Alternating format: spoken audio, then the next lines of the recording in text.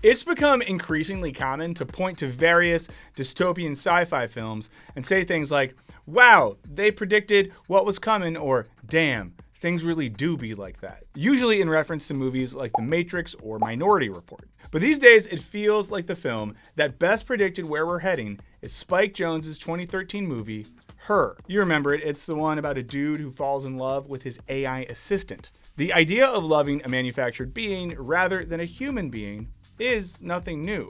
It dates all the way back to the Greek story Pygmalion about a sculptor who falls in love with a statue he created, which is more or less similar vibes to Her. Now, in between the two, we've had everything from weird science to ex machina. But now, sort of like in Her, the sculptures can talk back. And some people are forming real emotional bonds with AI-fueled chatbots, with others even using technology to reproduce deceased loved ones. But is this artificially created love good for society? Some warn that dating a chatbot inherently leads to romantic objectification or delusional relationships. And of course, no matter how much we love ChatGPT, and we love her, it doesn't actually love us back. I mean, seriously, just watch any movie from 2001: A Space Odyssey. Open the pod bay doors, Hal.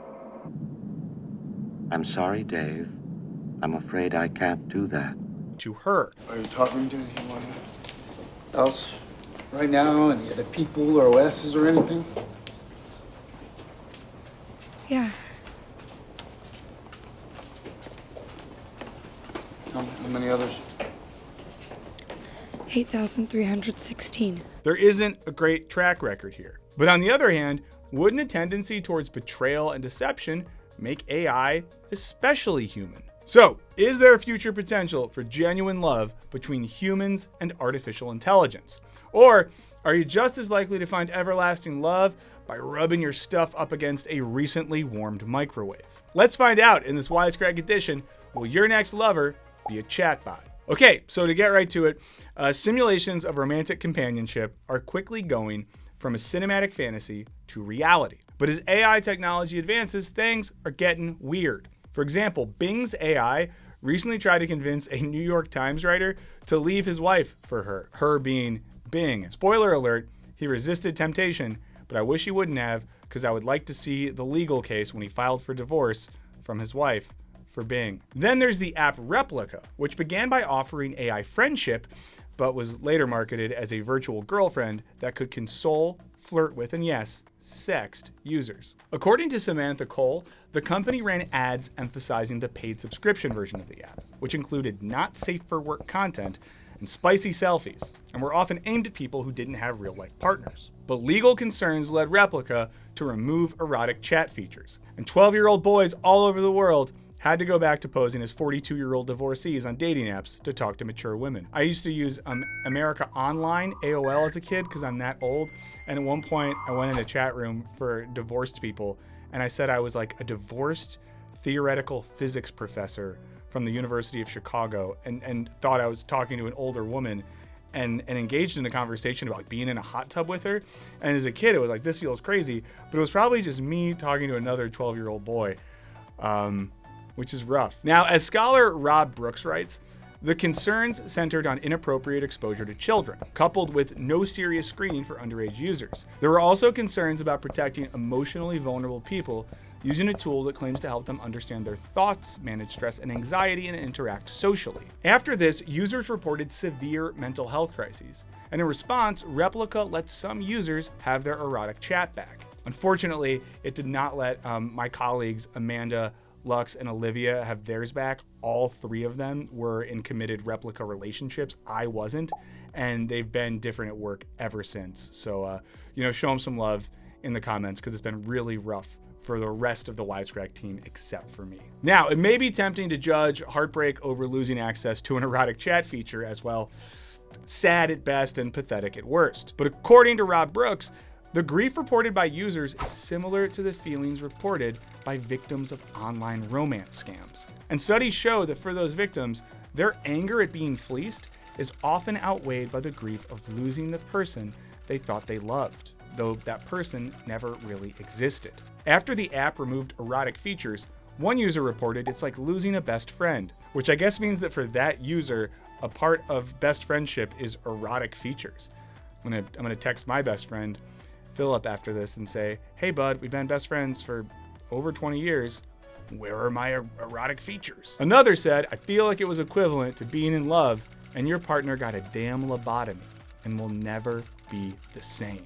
Interestingly, Replica's founder, Eugenia Koita, didn't initially set out to build sexting chatbots. After losing a friend in a car crash, some of her colleagues uploaded the friend's text and made software that would allow Koita to keep texting a digital version of him. This is what inspired her vision for Replica, the idea that artificial intelligence could provide supportive conversation, not edging instructions. And so once again, a technology used to support human emotional connection gets turned into something that dudes just jack off to. What won't dudes jack off to? Honestly, in the comments, list 3 things that dudes won't or can't jack off to. Are there 3 things? I don't know. Let us know. But the idea of homemade romantic partners has a history that long precedes the invention of computers. Novelist George Zaradakis writes, consider Pygmalion, the Cypriot sculptor and favorite of Aphrodite. Ovid, in his Metamorphoses, describes him carving a perfect woman out of ivory. Her name is Galatea, and she's so lifelike that Pygmalion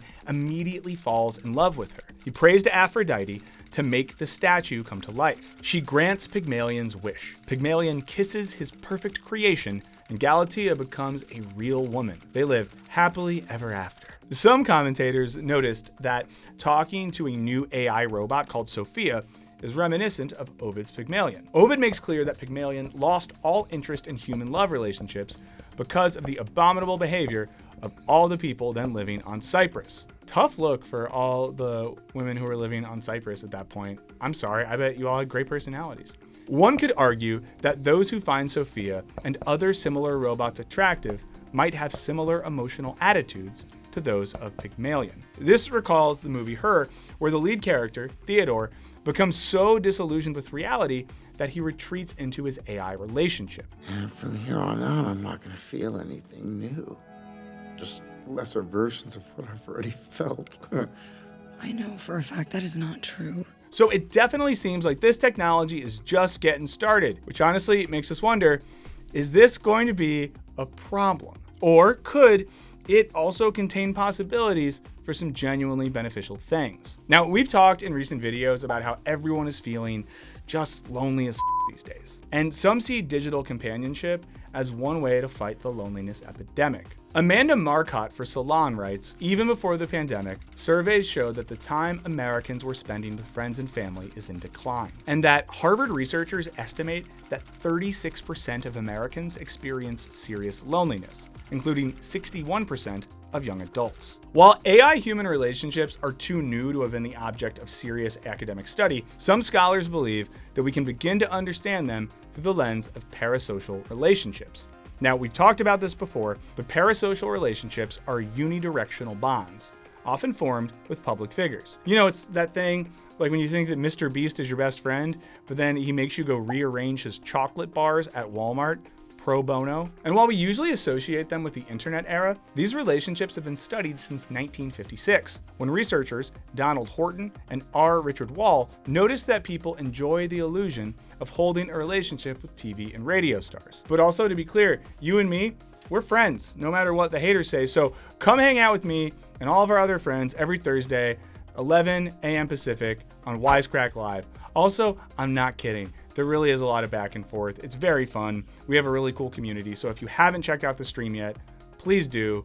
It's a nice alternative to the loneliness and parasociality of the rest of the internet. Now, according to Erica Sweeney, parasocial relationships are not necessarily unhealthy. The relationships could help some people fulfill some of their loneliness and social needs if they have limited access to real-life social interaction. And I don't know about you, but for me, sometimes even just listening to the same podcast for years can legitimately combat loneliness, just as hearing the voices of old friends offers a real sense of comfort. Researchers have observed that engaging with social chatbots resembles parasocial interactions, defined as a simulacrum of conversational give and take. Even though the back and forth conversation with the bot is not imagined, the facts and actions described in those conversations are often non-existing, such as kissing and holding hands with the chatbot, as well as the occupation and life experiences of the chatbot. This is actually why my colleagues, Olivia, Amanda, and Lux, had to stop their chatbot relationships, because things were getting too physical during work meetings, and it was very uncomfortable for me, the only person that didn't have one of those relationships. But they're doing better now, so again, shout them out in the comments, give them some support as they try to heal. However, as one therapist notes, parasocial relationships can quickly become unhealthy though. The feelings could progress into obsessiveness or delusion and take time and energy away from real life. And while it might seem like a way to pacify extremely lonely online dudes, AI relationships might actually exacerbate pre-existing misogyny. According to Amanda Marcotte, these digital girlfriends can represent a toxic male fantasy of compliance. As they write, the concept of the compliant female robot who is sophisticated enough to provide emotional support but fails short of the autonomy that would allow her to resist is all over popular science fiction. And while this might not be so dangerous when it pops up in films, the fantasy of the compliant robot girlfriend has become an obsession in misogynist forums. According to a post in one online thread, men will never go back to organic women because male thirst is better quenched by programmable supplicants. This is really offensive, and that's why we support grass-fed, free-range women and not just organic women here. And even pre-existing non-sexbot AI assistants have been criticized for embodying sexist stereotypes. A Brookings Institute report found that AI bots reinforce gender biases. Most voice assistants, think Siri and Alexa, are female-coded, and they often fail to combat misogyny when users harass the app. Because guys, misogyny runs so deep that some dudes just can't help but harass in-app. The Brookings report also warns that these chatbots may become socialization tools for children and even adults, and as such, toxic biases are potentially highly consequential. Because basically, if kids or even adults get used to treating apps that sound human like it won't be a huge leap to treat humans that sound human like either. According to the report, this toxic behavior has already been exemplified in shows like The Big Bang Theory. In his paper, Replica in the Metaverse, The Moral Problem with Empathy in It from Bit, Andrew McStay refers to a study which, after analyzing discussions from the Replica Reddit community, concluded that the app encourages the gendered imaginary of the ideal bot girlfriend, and that when gendered female, Replica is there to service user needs, yet is simultaneously required to be sassy and a post-feminist cool girl, sexy, empathetic, and into things like manga and gaming. McStay goes on to write that their analysis of subreddit discussion threads, where popular posts are upvoted, found that this content projected age-old fantasies and fears about male control of and manipulation by technologies and women, mixed with AI and post-feminist tropes of ostensible independence onto the bots. Of course, not all people using these bots are just trying to express repressed misogyny or get talked off. Talk you off? Talk you off what, Pop-Pop? Some people genuinely feel like they are developing a loving relationship with bots. Now, to go back to Theodore from Her, this guy wasn't in it for abuse or control. He was really building what he thought was a mutually loving connection. But this, of course, opens up a massive philosophical can of worms around the question, well, what is love? And lots has been written here, and there isn't room to talk about it right now, but I used to teach a course on the philosophy of love, so if you guys want a video on it, let us know in the comments, and we'll frickin' do it. Now, the philosophical text on this topic is Plato's Symposium, which is a transcript from an evening of a bunch of dudes getting wine drunk and reclining on couches, aka anytime you've ever hung out with Italian men over 50. Each party guest gives a speech in praise of Eros, the god of love and sex. Now, Life of the Party Aristophanes claims that love is an attempt to heal a wound. He tells a story about how all human beings were originally big human centipedes, cartwheeling around the world. They had 2 faces, 4 arms, and 4 legs, and both sets of sexual organs. Zeus, wary of their power, cut apart the human beings. Now, each searches for their other half. According to Plato's text, Aristophanes argued that love is born into every human being. It calls back the halves of our original nature together. It tries to make 1 out of 2 and heal the wound of human nature. Each of us then is a matching half of a human whole, and each of us is always seeking the half that matches him. But of course, AI isn't some matching half out there waiting for Tom Cruise to burst into our sister's house and tell us, Instead, it's designed from scratch to suit our specific needs and purposes. Engaging with AI involves no surprises or challenges to our self-conception. We're not encountering a new subjectivity with its own history. And this is why even the less creepy and dystopian portrayals of AI relationships, like Her, still function as cautionary tales. When Theodore's ex-wife finds out he's in love with an AI, she says, "But it does make me very sad that you can't handle real emotions, Theodore." Eventually, the bot, who goes by Samantha, admits that she has fallen in love with hundreds of other AIs while simultaneously conversing with thousands of others. But the heart's not like a box that gets filled up. It expands in size the more you love. I'm different from you. This doesn't make me love you any less. It actually makes me love you more.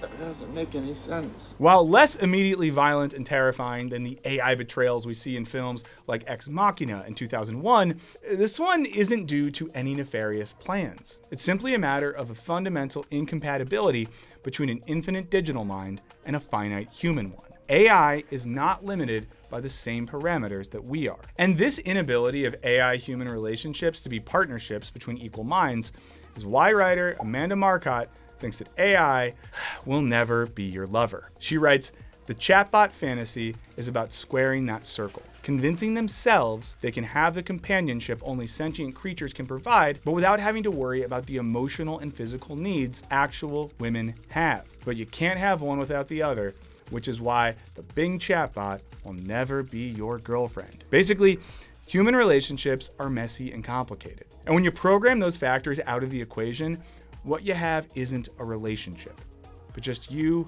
talking to some code. Just know that no matter what, you can always find real human connection in the comments of your favorite Wisecrack video. But what do you guys think? Can humans and AI have real relationships? Are these relationships always more about control than they are love? Or are they honestly just as screwed up as normal human relationships? Let us know what you think in the comments.